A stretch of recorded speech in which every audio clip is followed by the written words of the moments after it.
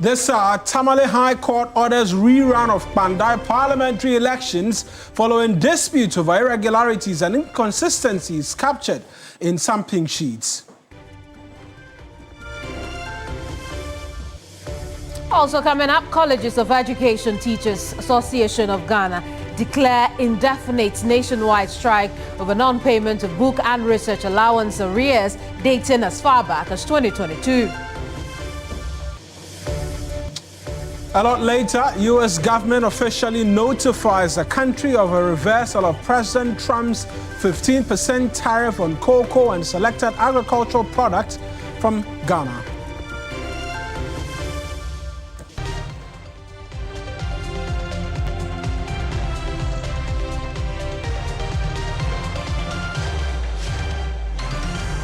It's News Central, live on TV3. I'm Kemini Amano. And I am Mawina Egbeta. The bulletin starts right now.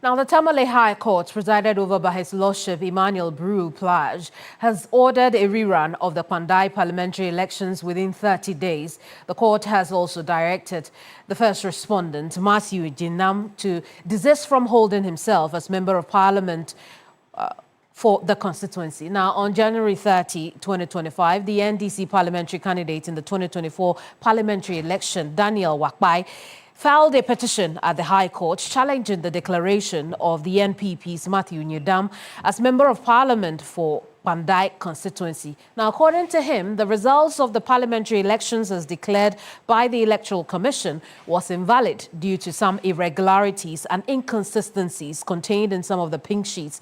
In the suit filed at the High Court, the former Kpandai lawmaker stated that Forms 8A and 39 for 41 out of a total of 152 polling stations contained some inconsistencies and irregularities. Again, he says the December 7th election was inconsistent with Regulation 39 of the Public Elections Regulations 2020, as well as the principles laid down by Regulations 39, thereby affecting the outcome of the election.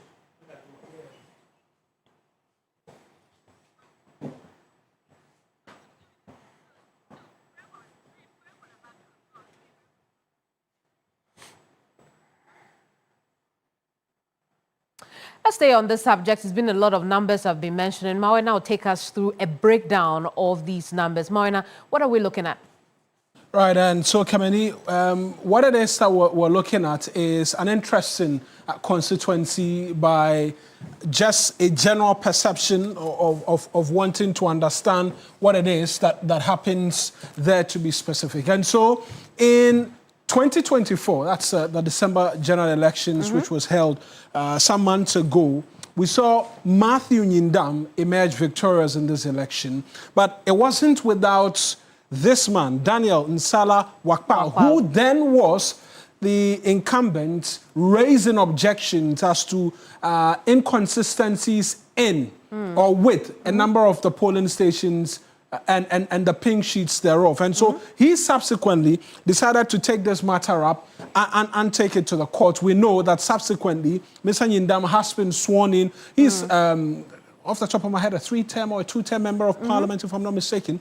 We'll get those facts just in a short bit, because we'll seek to look at the history of the Kpandai constituency as well, because since 2012 thereabout, or since 96, the NDC had enjoyed some supremacy in that particular constituency up until 2012, when this man, Mr. Nyedam, came into the picture and had stayed true to winning up until 2020, when Daniel Nsala Wakpa upstaged him, and then he made that return in the 2024 elections.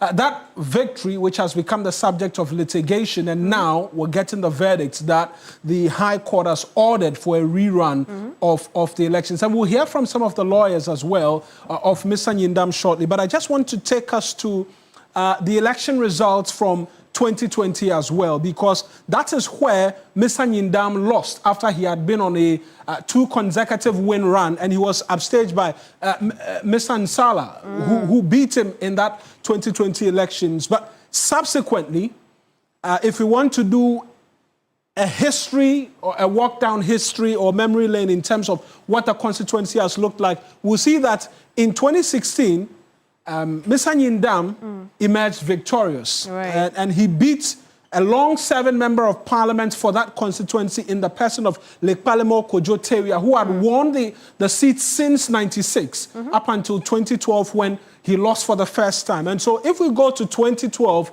we'll see again that this is where Mr. Nyindam first off came up victorious. But if we go down from 2012 to 2008, you realize that Lekpalemo Teria had been winning the elections up until 2012, where Mr. Nyindam beat him to it. And since then, he won until 2020, where he was beaten by Daniel Nsala. He made the return and won the elections in 2024.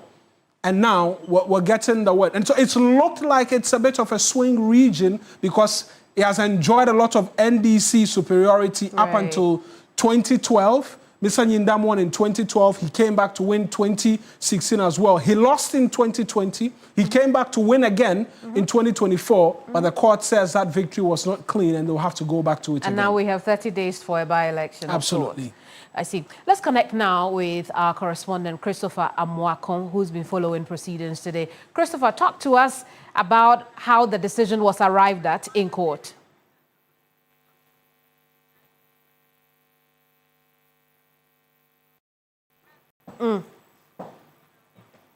Christopher, you'd have to unmute. We cannot hear you.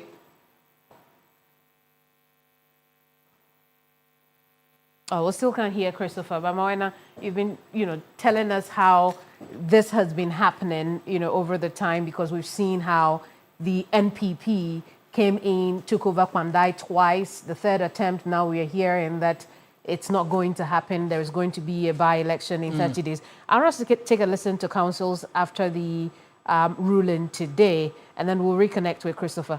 Absolutely. I want to put on record that, yes, we respect what the judge has said. We vehemently disagree with him. I know that I won the election with a difference of 3,734.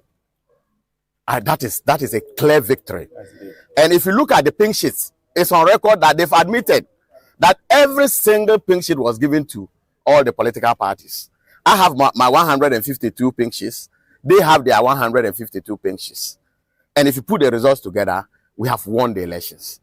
For some reasons, powers that may be, they decided to come to court and knowing very well that maybe they'll be able to use the state's powers to overturn certain things. But I think that we are in a country that is governed by laws. And that is why the courts are arranged from a lower level to a higher level. So that when a ruling is given at a lower level and you disagree, you move to the next level, which we have done this time.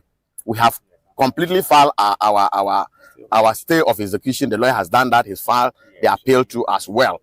And we think that God being so good, the next is... Well, we've just heard from the incumbent, who thinks that there'll be an appeal. Yes, he's been asked not to hold himself out as a member of parliament following this decision. But obviously, we're to expect him challenging the court's decision as well. Let's connect again with Christopher Amwakon. Christopher, how did the court say it arrived at that decision it took only hours ago? Yeah, so Kemini, like I was saying, this case was filed on the 30th of January this year, and it has traveled till today. Now, in the opinion of the court, the petitioner was challenging the results for some 41 out of 152 polling stations over some electoral irregularities. But in the process of the proceedings before, the lawyer for the petitioner had indicated that the 41 are not the only polling stations that these irregularities took place, but these were the ones that the irregularities were massive, and so he was praying the court to, as it were, ensure that there was a rerun as stated by the petitioner. So today, in giving judgment, the court indicated that all the 152 polling stations should be rerun, and so in effect, what the court said was that there should be a rerun of the parliamentary elections in the Kpandai constituency. And Kemini, I must say that it was joy for the NDC in court today, but for the MPP, even though they have since filed an appeal challenging the outcome of the earlier decision of the High Court, they are saying that they respect the judgment, but that does not mean that whatever that has been said, they have taken it in good faith. And so they are going to the appeals court to appeal the judgment. So that is exactly what they have done. The lawyer has since filed the motion, and they are hoping that the court will take it up for proceedings to begin. In fact, the lawyers for the petitioner have since been served with the motion, but according to the lawyers of the first respondent, that is Matthew Mindam, the lawyers for the petitioner threw the court summons away, also in effect indicates that he has been served. Well, I mean, essentially, it won't change anything once the service has been done, right? But I do want to find out from you, post the court ruling, obviously, I expect that the NDC side will be happy about the outcome. What did they tell you? In fact, Kemini, I must say they were not only happy, but they were overjoyed over the ruling of the court, because for them, the court has maintained their position that the 2024 parliamentary election in the Kpandai constituency was born out of some irregularities and inconsistencies. And so they are happy, and cheerfully they left the court premises. But for the MPP, they are saying that, in fact, even before coming to court, they knew that the ruling would not go their favor because of some social media posts that they saw the NDC in the Kpandai constituency post on social media. So they believed that they were not going to win the case today. In fact, let me be emphatic on what the lawyer for the first respondent, Sylvester Isan, said, that he had already prepared his appeal motion before even coming to court, because he foresaw this coming. And so once the judgment did not go their way, he immediately went to file the motion. That was why the filing of the motion was very quick for him. And so for the MPP, they believe that they called this judgment a reset judgment, because they believe that the court did not speak in their favor, and so the court did not do the right thing. But it is what it is. The court has spoken. They have appealed, and we'll see how the appeal will go. Indeed, Christopher, thank you very much for joining us with those details. We can now take a listen to the counsels for both sides, Mawena, because, you know, Christopher has referred to them a lot. We've already heard from the MP who's now been removed from office. Let's hear from the counsels of both sides. Every district election collation center, there are certain rights that are preserved for the candidates. Now, when the polling station closes, you move to the district collation center, and that's the parliamentary collation center, and certain things can be done there, including asking for a recount of even the polling station.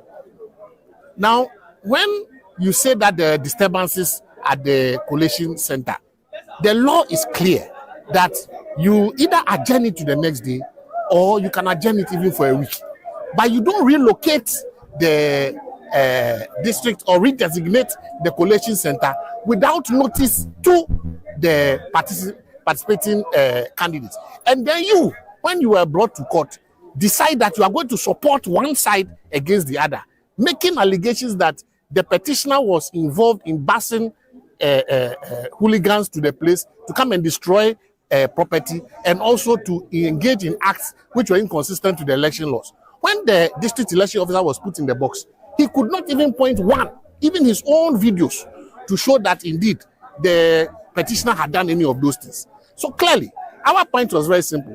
The failure to notify the petitioner of the relocation and redesignation of the collation center meant that clearly there was no way he could have participated in the collation and to be able to exercise his rights, which included serious irregularities which we brought to the court. So in the fairness of the entire thing, including the ample evidence that there was complete destruction of the biometric verification system and all that, the only alternative would be to rerun the election. And so we are very happy that the court has ordered that within 30 days, the election should be rerun. The power and the sovereignty lies with the people. It is for them to decide who their MP is. And you cannot be a beneficiary of such an incident and call yourself an MP. That is out of the question. So the alleged MP, who has now been clearly exposed as not being the MP elect, was a beneficiary of a rigged system by the district election officer. And I will appeal to the petitioner and the NDC election committee to ensure that that district election officer does not return back to that position, because he can cause mayhem in this country if he's allowed to do so. We believe that the petition was frivolous, but the court has decided otherwise. So we respect the decision of the court, but we strongly disagree with the judgment, and we have already shown our agreement by filing a competent notice of appeal, and we've added a motion for stay of execution. As a lawyer, if you have picked certain information that judgment will be compromised, you prepare. So you come for the judgment with a notice of appeal in your packet.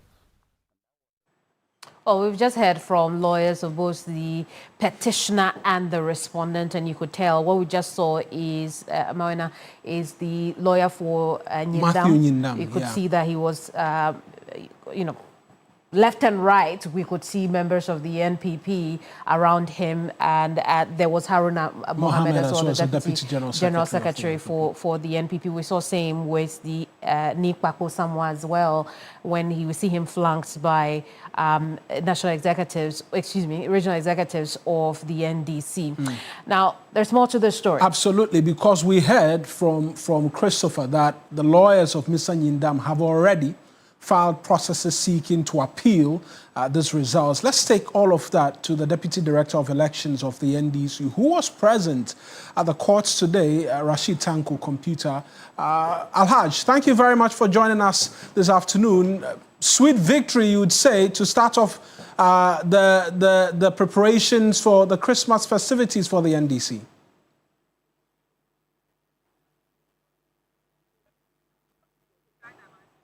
Can you hear us, please? Well, it does appear there's a bit of a challenge in being able to connect. But we're seeking to put it to him, amongst many other things, Kamini, the latest, that they are seeking to challenge. And I mean, without a doubt, that is expected. They will seek to challenge this. They will seek to injunct the Electoral Commission as well from proceeding with the possible rerun of the parliamentary elections. I mean, if you've covered the news long enough, you can be able to predict some of these happenings in the news cycle. They will seek to do that. That will be left to the decision of the court as to whether or not there is merit or no merit in that application they will put before the court. And I mean, depending on how that goes, we will know whether or not we'll be headed to Kpandai for a by-election in 30 days or not. In 30 days or not. And so that's what it is. At this present time, the NPP has lost one more member of parliament. And in the scheme of things, a lot of people will argue that, well, this doesn't really count for much because the NDC has overwhelming majority. But it does count for something in terms of the numbers, because they started off the 9th parliament with 88 members of parliament. Unfortunately, we lost NS Yaokumi in Akwetia. That by-election, the NDC won. Bernard Bediako emerged victorious. And now a court has declared as another seat vacant. Another seat vacant, which could result in a rerun which we cannot sit here or stand here and make a determination for as well. But that is a cause for concern for the party as well, particularly when, at this point in time, a lot of the focus as well is on the presidential primary slated for January 31 of next year. But let's listen to Rashid Tanko Computer when he spoke to our team, Christopher Mako to be specific, after the court's decision today.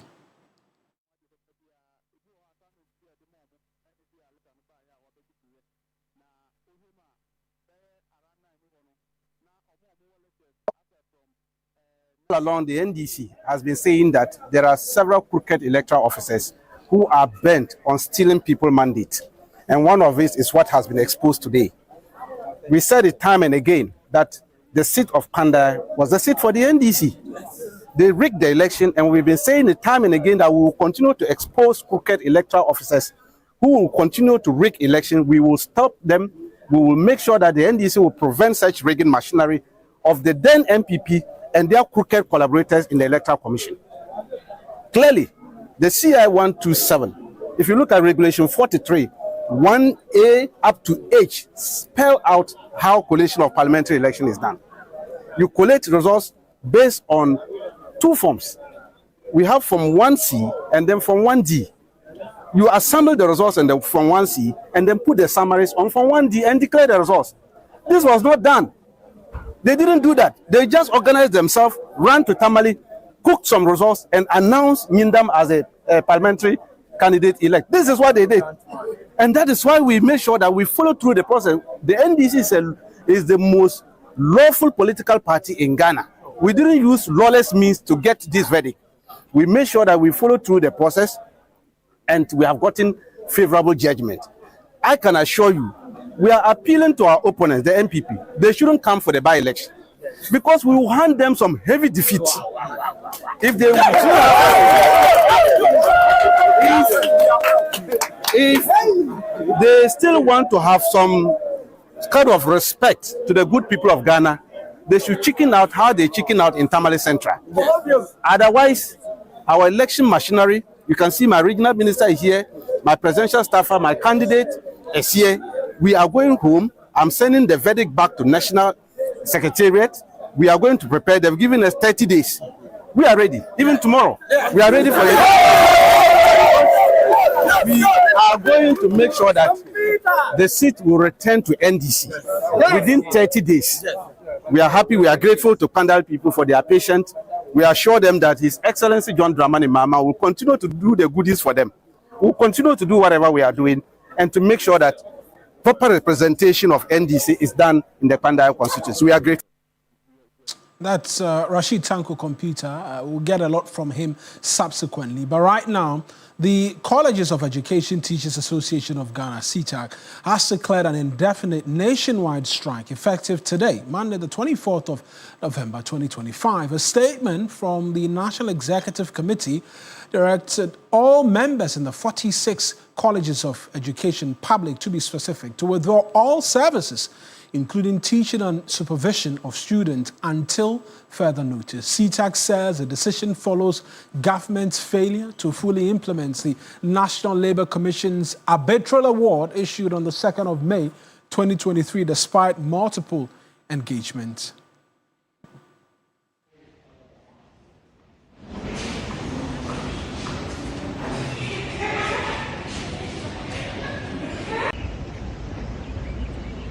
My colleague Noura Mohammed, she's visiting some of the public colleges of education here in the capital for us to help us understand exactly what is happening there. Noura, thank you very much for joining us. Talk to us as to what the school looks like at this particular point in time.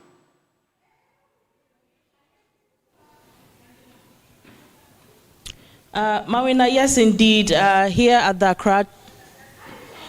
Accra Training College, we can see that teaching and learning has ceased completely, and very few students can be seen loitering about the premises, and most of them, I'm told, are in their dormitories. We just spoke to the vice president for the SRC, Rashida, and she told me that most of the students are quite disheartened at what is going on, and especially the first-year students who just reported to school just a week ago. And so they are mostly at sea as to whatever is going on with the strike action, and their teachers not teaching them in their respective classrooms.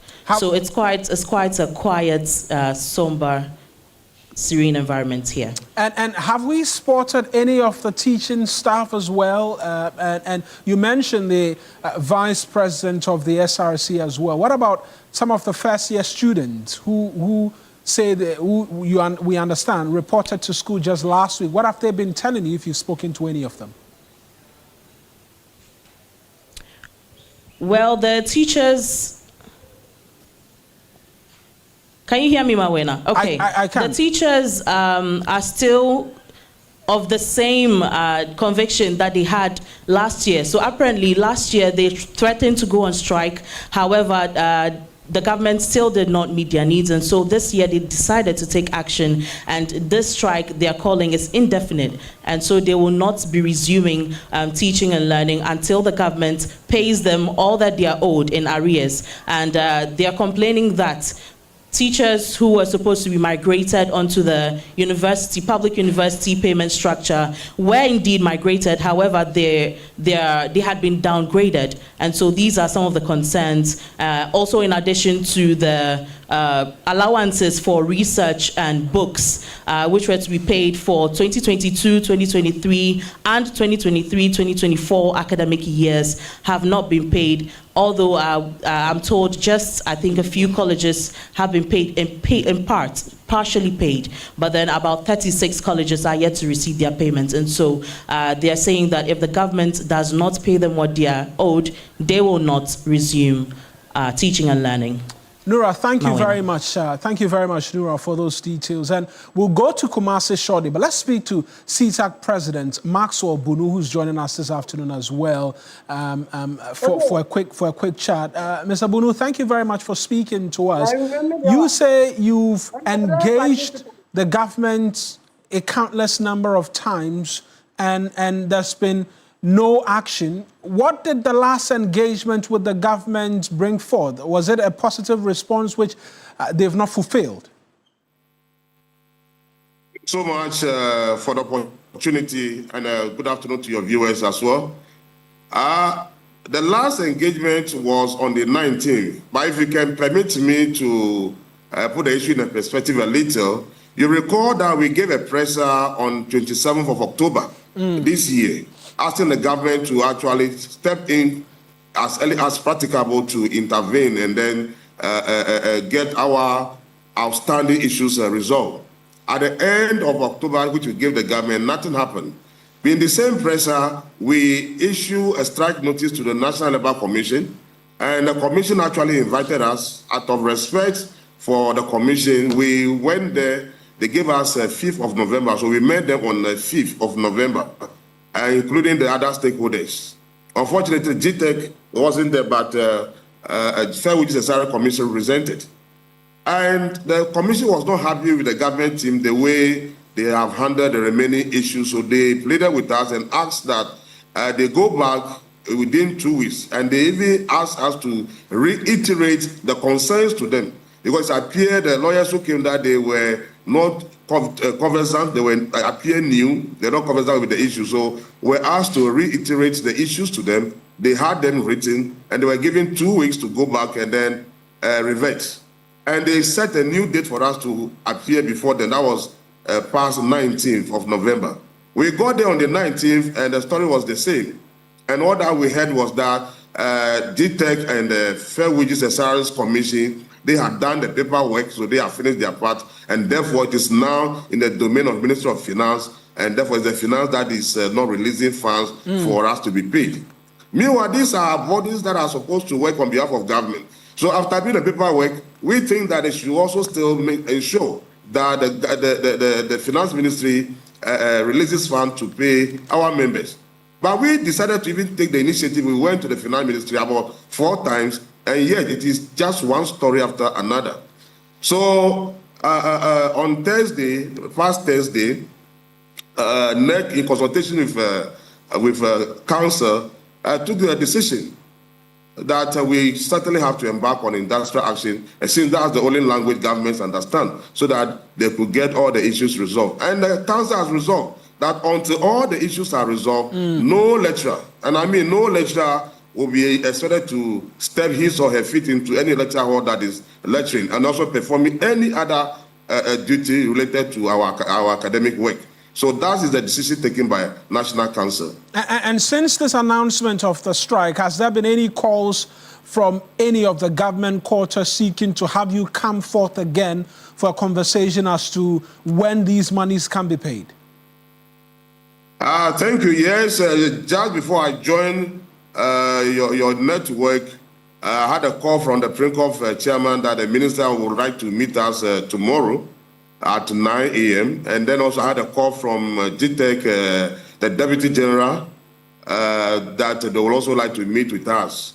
But then, because I have to engage you, I would not finish with the conversation with the deputy general at CETAG. So I'll revert to him and get to know exactly what time they would also want to meet us. And when you say the ministry, do you mean the finance ministry or the education ministry? No, I mean the Ministry of Education. The minister, that's a call I got from PRINCOF that the minister would like to meet us tomorrow. Right, and this meeting, what is the resolve you're going into this meeting with? Because you say you've had countless engagements, it hasn't yielded any fruits, and yet another meeting has been called after the strike, which you say is a language the government understands. What is the stance you're going into this meeting with? Thank you very much. I think we have had enough of these CETAG coming, embarking on strike. We are not happy with the way things are, so that we don't want to be noted that we are only interested in going on strike. So at this point, we are going to ensure that all the outstanding issues are resolved before we suspend this strike. That is ensuring that the 39 outstanding colleges that they owe the all-year-round work compensation for additional duty performed in the year 2022, the funds are released. Then our 2022-23, 2023-24 BRA arrears are also paid. Then Aquacarries money, that is the top-up, is also released. That of our colleagues that have been downgraded, the Labour Commission has taken up that matter and will get the ruling next year, January 21st. Right. That was the date that was set. So we want to actually use this opportunity and make sure that all outstanding issues are resolved for CETAG members. Thank you very much. That's a tall order, but I wish you all the best in that meeting tomorrow. Maxwell Bunu is the CETAG president speaking to us this afternoon. I mentioned we're going to take you to the Ashanti region because there is a college of education there where my colleague Ibrahim Abubakar is currently stationed at. And we're taking you there right now to gauge the mood as well, even as we understand a meeting has been scheduled tomorrow between CETAG and the Education Ministry, as well as PRINCOF, the principals of colleges of education. Ibrahim, thank you very much for joining us as well. Talk to us as to what campus is like where you are. Well, so Mauna, I initially went to the Wesley College of Education before coming to St. Louis College of Education, all within Kumasi. And it's just the students who do not even know what to do next. In fact, in the morning, there were a number of them who went to the classroom ready with their books, waiting for their tutors to come and teach them, only to be told that their tutors are on strike. But for the few others, they said they had hint from yesterday that there will be a strike this morning. And for that matter, they didn't prepare much. And you look at most of them, especially the first years, they are a bit confused because they came in not long ago and they are expecting that academic activity will kickstart this week for them to be able to continue with their studies. For those even in the third year, they are also worried because, mind you, last year or last 2 years, CETAG went on a long strike that affected or disrupted the academic calendar, and they are just trying to see what they can do to get back to wherever they need to be, only to be told that their tutors have gone to strike again. And for that matter, for the students, they are quite frustrated, and they are just hoping that with immediate effect, government will just recall these tutors or the leadership of CETAG back to the drawing table so that they find a lasting solution to this one. Because in all this, the students are the ones facing the brunt of this action. For that matter, they want something to be done. I earlier engaged with some of the teacher trainees. Let's listen to what they have been sharing with you. Going to affect the studies of the students. That's our freshers and then the continuous students. You know that we just paid a huge of amount for the school fees and we came here. So as we just started with lectures and we are even approaching SMAS, also the timetable, that's the provisional timetable, is already done. So it's taken effect because as you can see, we are just roaming about. We have nothing to do now. No lectures, no anything. We are just there. Then we be eating, drinking, sleeping. As at now, we were waiting to receive our books to learn, but then it's not in because we just started the semester. So we are praying and hoping that the government should settle the debt so they come back to school. So, because we just resumed, it's been 2 weeks and school fees and payments have been made already. So it's a worry because some even struggled with their money and some too, they've not even finished paying, but they are still looking for mediums to pay. So just now that we resumed and just now they are leaving us, I think it's a worry. So the government can come in and on our behalf. So it makes. So Ibrahim, some students, thank you very much for the reporting. That's my colleague Ibrahim Abubakar. But Maxwell Bunu sought to explain the genesis as to why they are on this industrial action. Let's try and run you through that quickly in terms of what the concerns are for CETAG and the basis upon which they are deciding to embark on this industrial action. And they say, amongst many other things, the non-payment of all year-round work compensation for additional duties performed in 2022 across 39 colleges of education, with only partial payment made to the Accra College of Education, where my colleague Nura was reporting from. Outstanding book and research allowance arrears for 2023-2024 academic year. They also cite, amongst many other things,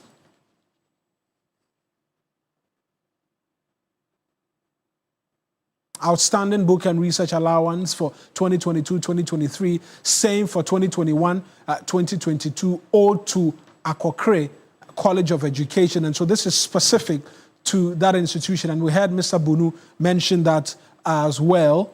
And so those are the concerns, really. But it will take us on to our very first break here on News Central. When we return, there's some good news for the country because the U.S. government has decided to remove the 15% tariff slapped on cocoa product and some others. We'll talk to you about what potential benefits await the country if you stay with us here on News Central.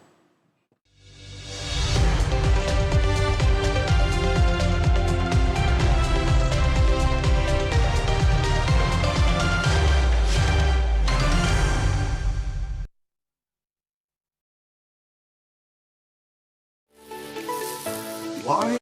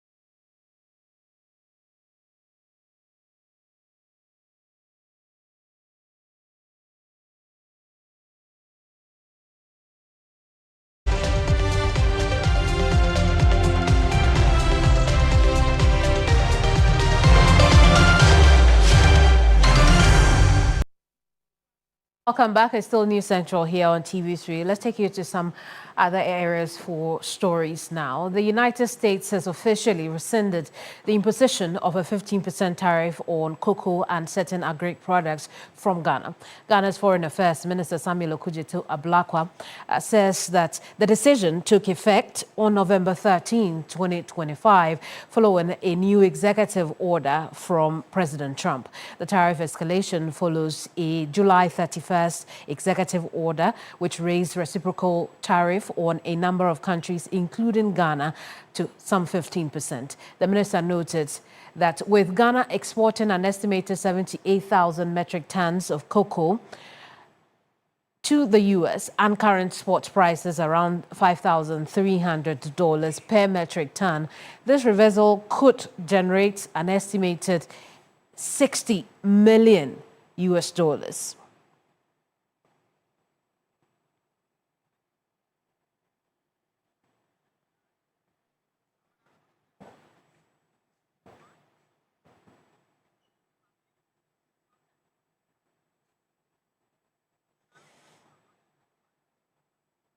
And the Ghana government has welcomed that decision.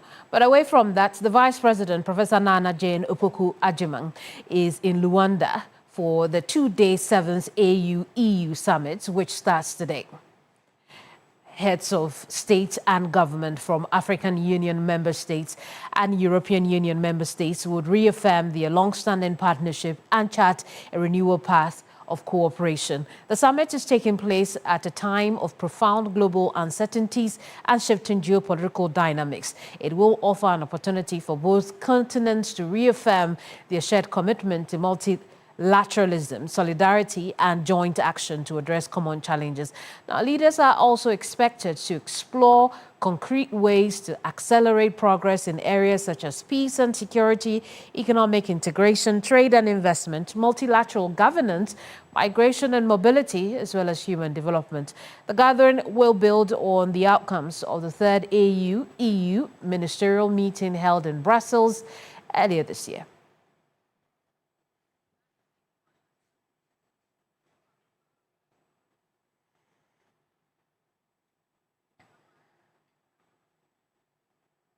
Now, when TV3 News met with 6-year-old aspiring opera singer Papa Boafo Jr. this year, it was his dream to meet and perform with his mentor, inspirer and Ghanaian music composer James Yarik Ama on a big platform. That dream, we can tell you, has come true. Here's more with Portia Gabo.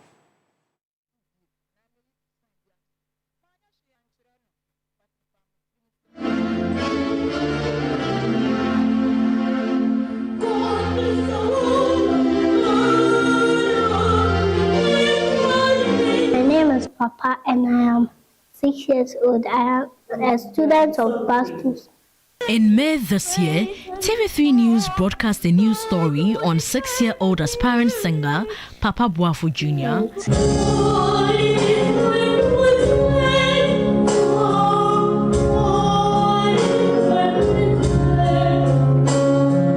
His dream was to meet and sing with some of Ghana's great composers and choirs. If you could sing with anyone in the whole wide world, who would it be? Maybe Malachi Bayo, maybe Lordina the soprano, maybe Harmonious Chorale. And I also love to sing with Uncle James Yarik Ama. He will play the piano and I will sing. Well, that dream finally came to pass with a social media post by Harmonious Chorale, which expressed their readiness to make Papa's wish come true. Then, the moment Papa had been waiting and praying for finally arrived. He met Ghana's musical composer and director of Harmonious Chorale, James Yarik Ama, prior to the concert. He expressed interest in performing with the Harmonious Chorale and especially myself, because of my compositions. They said that we will make his will come true. And today his will has come true. We are performing with him in the Heaven concert. Papa is doing just one song. He's doing a tough song titled His Eyes on the Sparrow. And he's singing 2 stanzas of the song from memory, without score. It's fantastic. I feel happy to sing with one of the best choirs in the world. I feel happy to see Uncle James. With the audience seated and nerves high, it was time for Papa to sing with his mentor conducting. Why should I feel discouraged? Why should the shadows come when Jesus is my portion? My eyes on the sparrow, and I know He watches me. I sing because I'm happy. I sing because I'm free. His eyes on the sparrow, and I know He watches.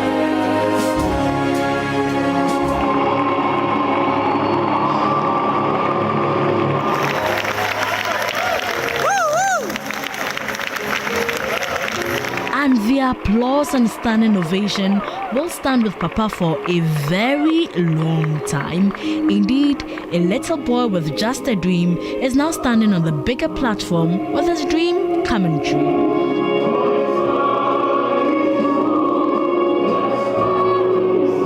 For Sugabo TV3 News.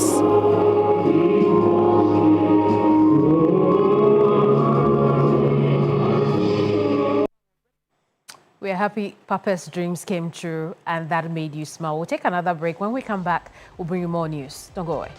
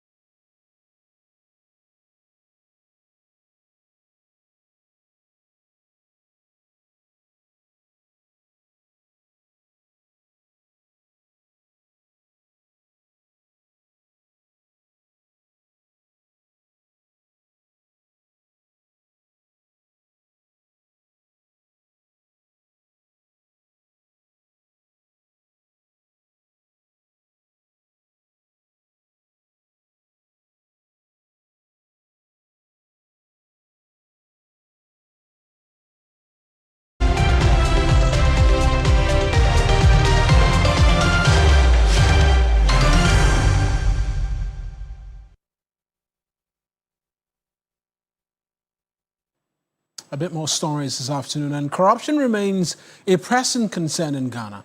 and the proposed lifestyle audit has come under sharp scrutiny. Speaking at the MG Dialogue series, stakeholders called for a new law to investigate public officials and hold them accountable throughout their tenure. Right now are not fit for purpose. Lots of Ghanaians, I don't know what's caused it. Kwame Nkrumah's time were not like that. I don't know whether it's the revolutionary, the long period of revolution, the way Rawlings and his people mated a lot of, the vigilante beatings. I don't know whether that's what's made us timid or what. We can leave that for the sociologists. But currently, research shows that the main reason most people don't want to report is they are afraid of reprisal attacks. Persons who are in charge should act, and if those who are in charge are not acting, we should call them to order. That's what I'm saying. A strong institution is led by a strong person who acts irrespective of whether he is called by a politician or a chief. Instead of having 6 institutions employ so many people doing the same thing, hunting that same individual, which that individual must also be productive, I think it's rather more expensive than harmonizing it and making sure that a one-stop shop addresses all. More and more, I'm beginning to question the quality of individuals that we put in positions. That's the point. Because look, at times I get shocked. Somebody will wear white outfit every day, and then in the end, we realize that the one who was posing as an angel or a prophet or wherever has committed some these things that even But what has a white apple got to do with people's? Because if you have good character and you are portraying yourself as angelic, your behavior and your actions reflect that. And there's a serious disconnect between those who preach anti-corruption and their own actions.